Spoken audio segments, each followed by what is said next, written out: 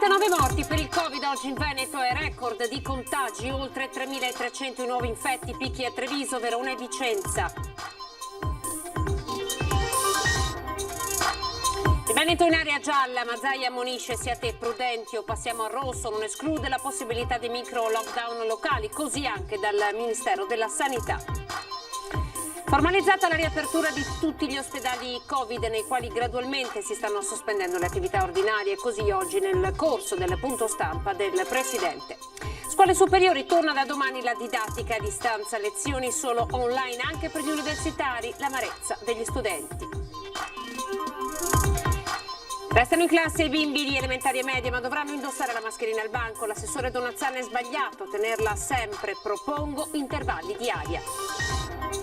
12 medici di base a Vigonza eseguono test rapidi e tamponi Covid gratis da maggio, molto prima del recente accordo, un'ottantina i test eseguiti ogni giorno.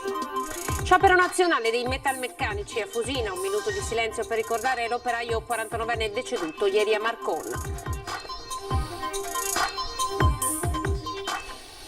Buonasera, ben ritrovati. Avete sentito subito in apertura, andiamo a vedere quali sono i dati del Veneto. Il coronavirus torna a correre nuovamente in questa seconda ondata autunnale. Sono 3.324 i nuovi positivi in Veneto nelle ultime 24 ore, erano 995 soltanto questa mattina, a cui si sono aggiunti gli altri. Ci sono 39 decessi purtroppo in Veneto e sono 2.530 dall'inizio della pandemia. In crescita continua il numero di persone colpite dal coronavirus.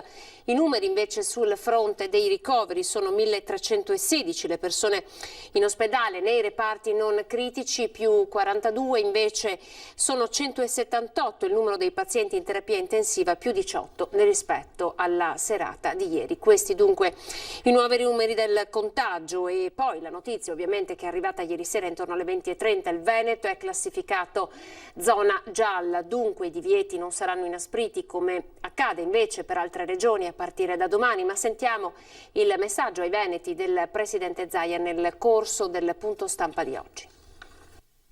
Che l'area gialla, che non è verde, e tutti noi conosciamo il semaforo, non è verde, sapete che il giallo dura poco.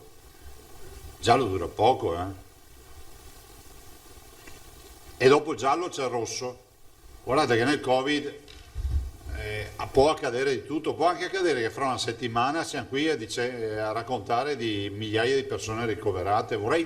Questo vorrei sottolinearlo. Il presidente Zaia avverte, dalla fascia gialla il passaggio alle successive può essere molto veloce. Nel consueto punto stampa il governatore ha voluto spegnere facili entusiasmi lanciando un appello ai cittadini. Non ci deve essere entusiasmo oltre misura e vorrei anche ricordare che i 21 parametri, quelli che poi vanno a classificare le aree e quindi scusate le regioni secondo i quali poi ne scaturisce il colore e grado diciamo di allerta della regione, sono 21 parametri complicati e che se da un lato guardano alla dimensione ospedaliera, dall'altro c'è un'altra componente nella classificazione che è in capo a noi cittadini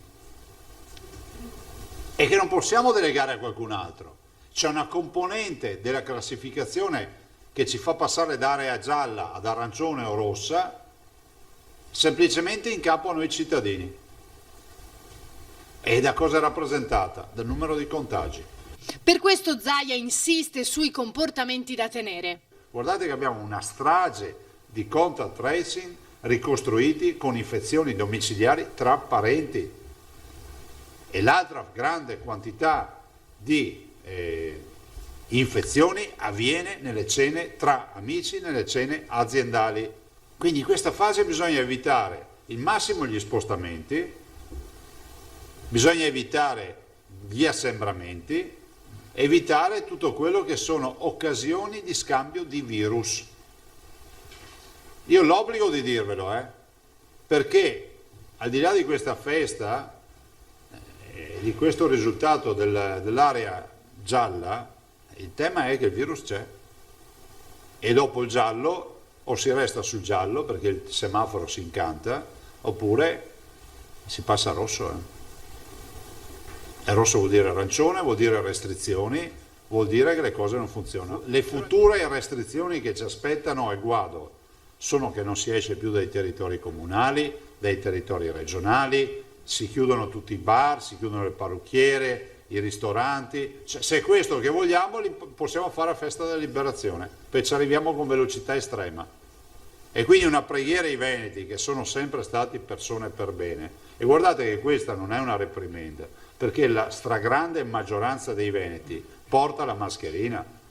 Questo è un richiamo ancora ai pochi irriducibili che pensano che sia un'invenzione. Io vorrei che questa comunità ne uscisse a testa alta, ne uscisse con il minor numero di decessi possibile e con il minor numero di danni possibili. Quindi partiamo da un buon punto, che siamo nell'area gialla, cerchiamo di non guadagnarci l'area rossa. Allora, da domani scatta il nuovo DPCM, alle superiori le lezioni purtroppo tornano a distanza, torna la didattica a distanza, ragazzi a casa. Ore 13, l'uscita del liceo Tito Livio senza studenti, le fermate del tram, dell'autobus praticamente vuote, ultima campanella per tutti gli studenti padovani.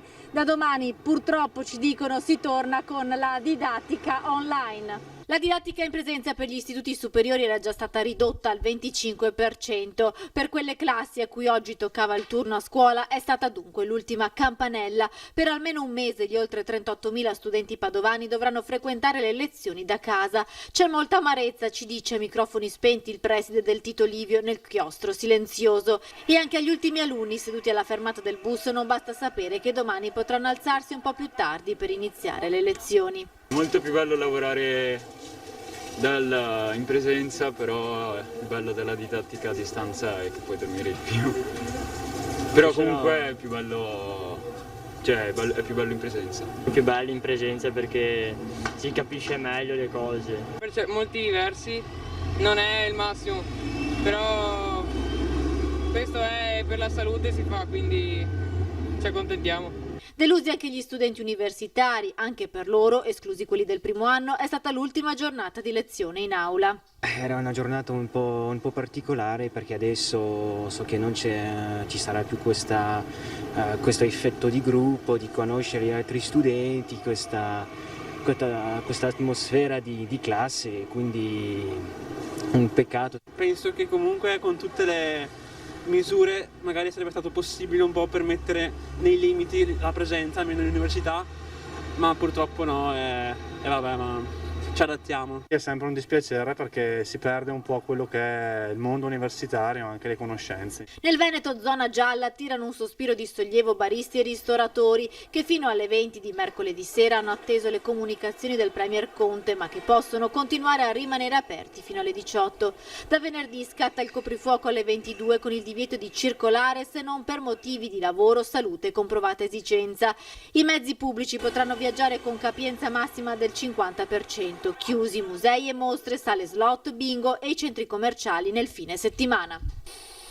E oggi è stata formalizzata anche la riapertura di 11 ospedali Covid nel Veneto, l'annuncio sempre nel corso del punto stampa dall'assessore alla sanità Emanuela Lanzari. Allora, noi abbiamo attivato gli ospedali Covid, gli 11 ospedali Covid progressivamente. Il primo che è partito è stato quello di Villafranca perché già sabato c'era una situazione un po' più di pressing su Verona e quindi abbiamo attivato Villafranca subito, attivazione completa. Gli altri sono partiti tutti, erano già in attivazione, una lettera che è stata formalizzata lunedì a tutte le varie direzioni generali e sanitarie. La lettera era accompagnata anche del documento che è uscito dal CTS regionale, che prevede quindi con l'attivazione dei Covid Hospital, degli 11 Covid Hospital, tutta una serie di riduzioni modulari delle attività. Con la riapertura di tutti i Covid Hospital infatti cambiano necessariamente alcuni aspetti. Prevedono appunto che all'interno di questi Covid Hospital siano mantenute le attività ove possibile di punto nascita. Dico già che Villafranca andava nella direzione di chiusura invece del punto nascita rispetto invece, non so, Schiavonia a Sant'Orso. perché essendoci dei problemi di personale, quindi volendo recuperare anche la guardia anestesista, quindi andavamo in questa direzione, quindi mantenendo il punto nascita, che hanno punto nasciti con percorsi separati e quindi non c'è commistione tra i vari percorsi. Le attività chiaramente di dialisi, le attività oncologiche e le attività psichiatriche dove ci sono. Sospese contemporaneamente con gradualità le attività di non urgenza.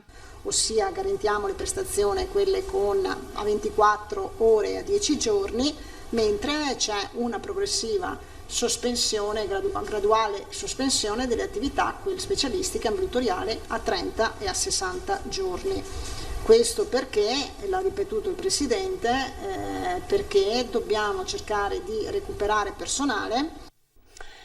Ed ora torniamo in classe perché i ragazzi che frequentano le elementari saranno obbligati a tenere la mascherina secondo il nuovo DPCM. Da domani sentiamo il commento dell'assessore regionale all'istruzione e formazione Elena Donazzà.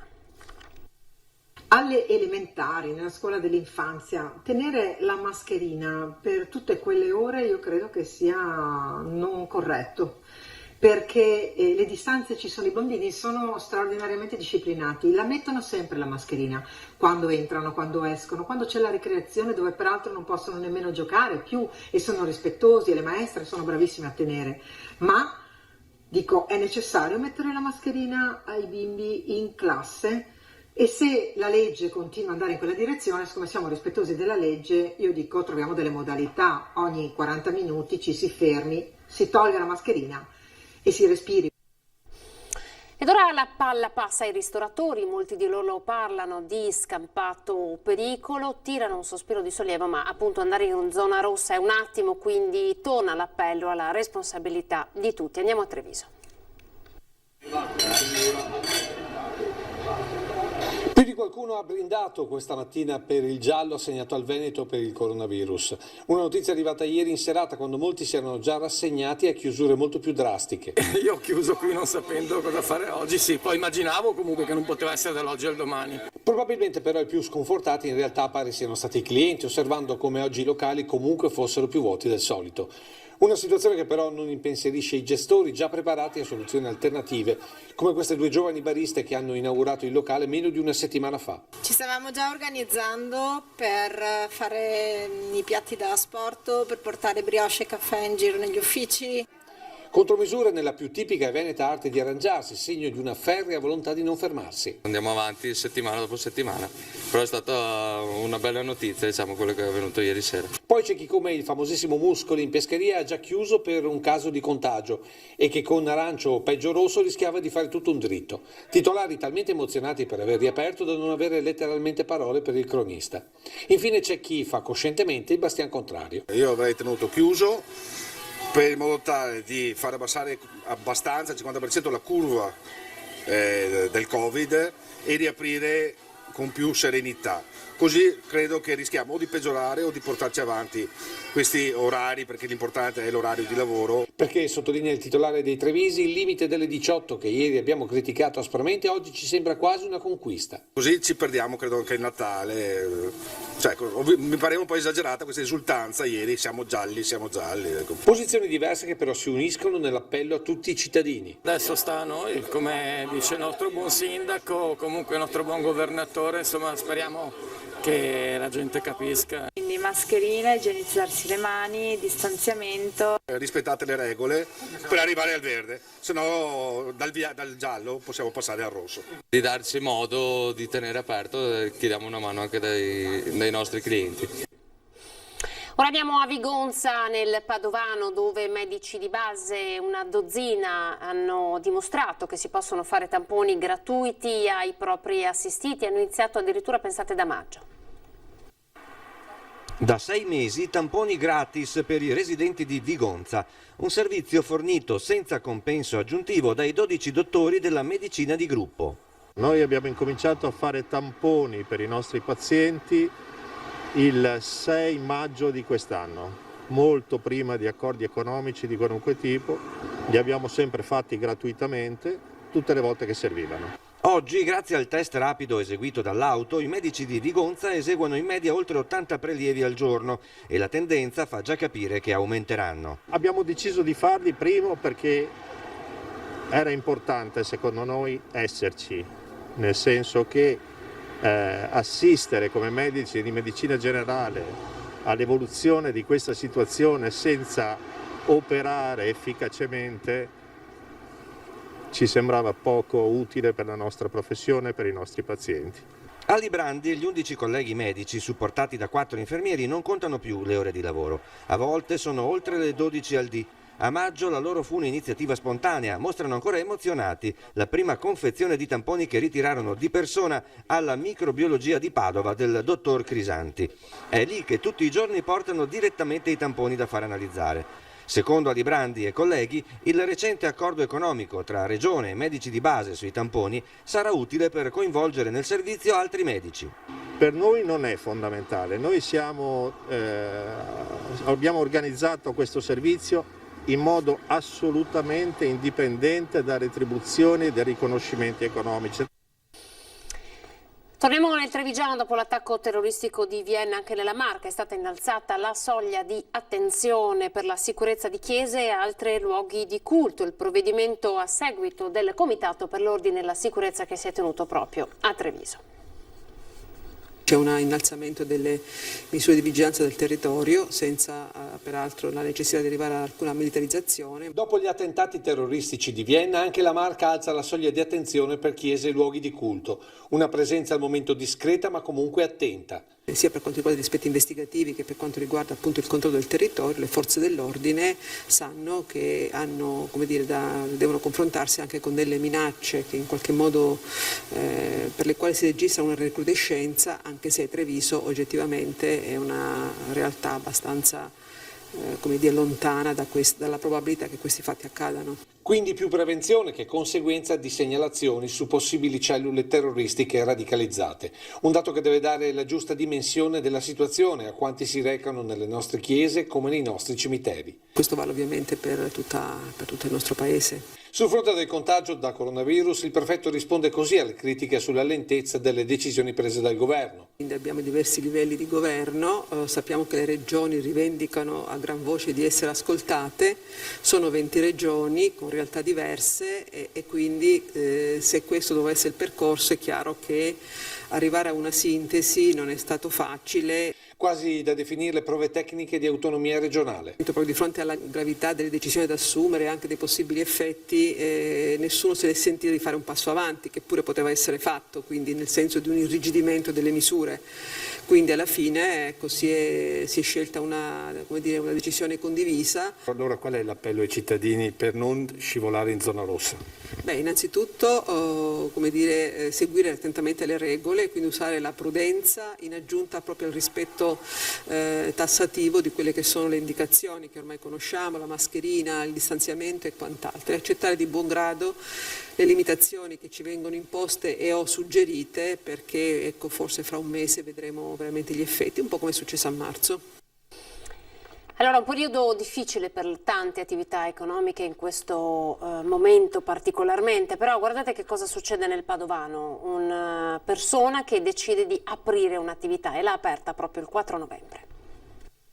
Dovevo aprire ancora prima per marzo, dopo è arrivato il Covid, il lockdown, tutto chiuso, lì ho preso la palla al balzo, tra virgolette, e sono stato chiuso 44 giorni per una scelta, per un discorso più per la famiglia, perché sono diventato a poco papà, e quindi ho preso la palla al balzo, come stavo dicendo, e ho iniziato a sviluppare questo progetto. Ha continuato a coltivare il suo sogno e il 4 novembre ha aperto un orecchio ai clienti, l'altro alla conferenza stampa del presidente Conte che decretava il Veneto zona gialla. Dario Toniolo ha 35 anni, le pizze per passione le fa da quando studiava, ma 8 anni fa, dopo aver perso il suo lavoro per la crisi economica, ha pensato di guadagnarsi da vivere così. Il nostro settore pizzerie per l'asporto, consegna a domicilio, possiamo dire siamo un po' fortunati, perché comunque abbiamo la possibilità di lavorare, a differenza di un ristoratore, di un ristorante con posti a sedere. Quindi Sì, sono un po' in controtendenza, però voglio dire, secondo me, insomma, chi non risica non rosica. 11 persone lavorano con lui, al suo fianco Sant'Antonio. Quando ho aperto la prima pizzeria 8 anni fa, tra mille difficoltà, mi sono affidato a lui, racconta emozionato. Il coronavirus non ha spento la fiducia e il sorriso nascosto dalla mascherina. Bisogna essere ottimisti, perché se iniziamo tutti a piangerci addosso, cioè non ti fa venire voglia di andare avanti. Dopo, forse io, avendo da poco un bambino, un figlio, ho tanto stimolo, perché comunque adesso non lavori più per te o per la tua compagna, ma lavori anche per tuo figlio, quindi c'è tutta un'altra grinta. E noi ovviamente gli facciamo il nostro in bocca al lupo, pubblicità e poi parleremo dello sciopero dei metalmeccanici.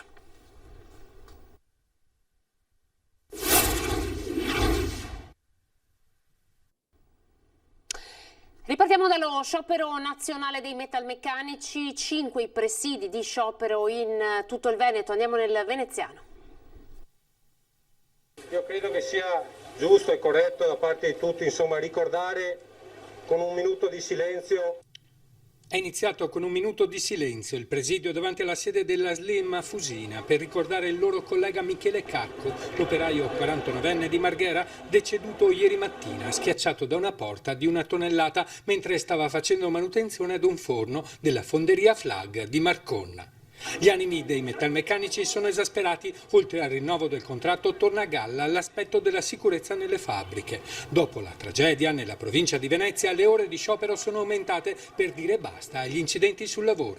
Noi abbiamo deciso unitariamente come Finfian Wheel della provincia di Venezia nella giornata di ieri, anche subito dopo il tragico evento, insomma, di allargare le ore di sciopero a 8.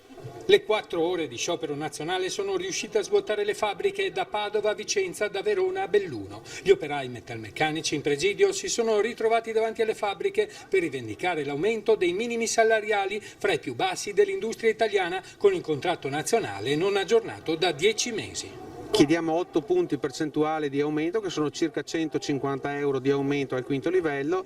C'è la totale indisponibilità di Federmeccanica ad aprire una discussione vera, e Federmeccanica ha aperto dando una disponibilità di 30 euro, che è meno di quanto l'inflazione eroderà i salari nei prossimi 3 anni. Gli operai fuori dai cancelli chiedono un rinnovo dignitoso che dia fiducia ai lavoratori e una spinta alla ripresa del paese. C'è la necessità di chiudere questo contratto nazionale di lavoro per più di 1 milione di lavoratori il prima possibile, perché questa pandemia sta mettendo in ginocchio l'industria italiana. Non abbiamo più tempo di aspettare aumenti salariali, visto che le fabbriche stanno continuando a produrre e a lavorare anche in questa fase.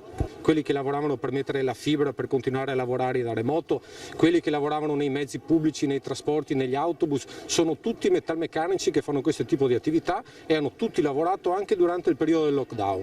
È giusto che sia riconosciuto a questi lavoratori non solo per questo periodo, ma per quanto anche le aziende hanno fatturato e fatto profitti negli ultimi anni, è giusto che riconoscano il giusto aumento ai lavoratori e lavoratrici metalmeccaniche.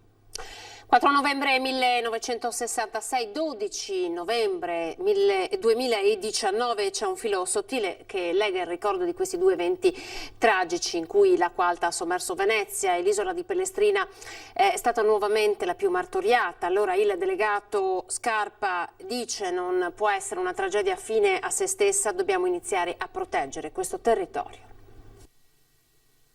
Pellestrina ha ricordato la grande alluvione del 4 novembre 1966, ma c'è un filo rosso che lega questa ricorrenza a un'altra in arrivo la prossima settimana, quella del 12 novembre, in cui si celebrerà il primo anniversario dell'Acquaranda 2019. 2 momenti che hanno segnato profondamente la città di Venezia e in cui l'isola di Pellestrina è stata sempre il territorio più martoriato. Il 4 novembre corre l'anniversario dell'alluvione del 1966, dove l'acqua raggiunse 194 cm di altezza, inondando Venezia centro storico, il litorale e le isole. Addirittura in certi punti delle isole i murazzi furono spazzati via, Lido di Venezia e Pellestrina, dove addirittura 4.000 persone furono costrette ad evacuare l'isola per motivi di sicurezza. Il ricordo da solo però non può bastare. È importante quindi ricordare questi tragici eventi e fare in modo, come ha fatto il commissario delegato, il sindaco di Venezia, di investire, di trovare delle risorse per le manutenzioni in centro storico e nelle isole. La lista degli interventi, alcuni già fatti, altri da completare, è molto ricca. I muretti di protezione dell'acqua alta nelle isole di Sant'Erasmo, delle Vignole, nell'isola di Pelestrina, ma anche la pulizia dei canali, le rive del centro storico a Venezia. E tutto questo appunto per fare in modo che non accada mai più. Questo per noi era l'ultimo servizio, ci lasciamo come sempre con le previsioni del tempo. Grazie per essere stati in nostra compagnia, arrivederci.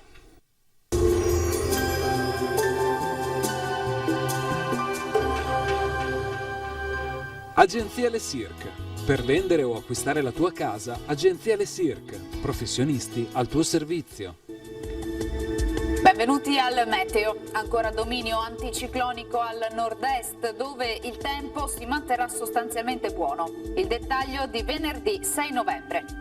Sul Veneto cielo grigio nelle ore più fredde per nubi basse e nebbie, ma in diradamento nelle ore centrali del giorno. A seguire infatti sarà maggiormente soleggiato un po' su tutti i settori e non sono previste piogge degne di nota. Temperature minime tra 5 e 9 gradi, massime invece tra i 15 e i 17 gradi. Ci spostiamo ora sul Friuli Venezia Giulia, cielo molto nuvoloso inizialmente, poi anche qui più sole dappertutto e non sono attese precipitazioni. Temperature minime fino a 11 gradi, massime sui 16-17 gradi. Situazione simile infine anche sul Trentino Alto Adige, la grafica ci mostra un ampio soleggiamento su tutta la regione. Temperature minime sui 6 gradi, massime fino ai 16 all'incirca. Dal meteo è tutto, vi auguro un buon proseguimento in compagnia di Antenna 3.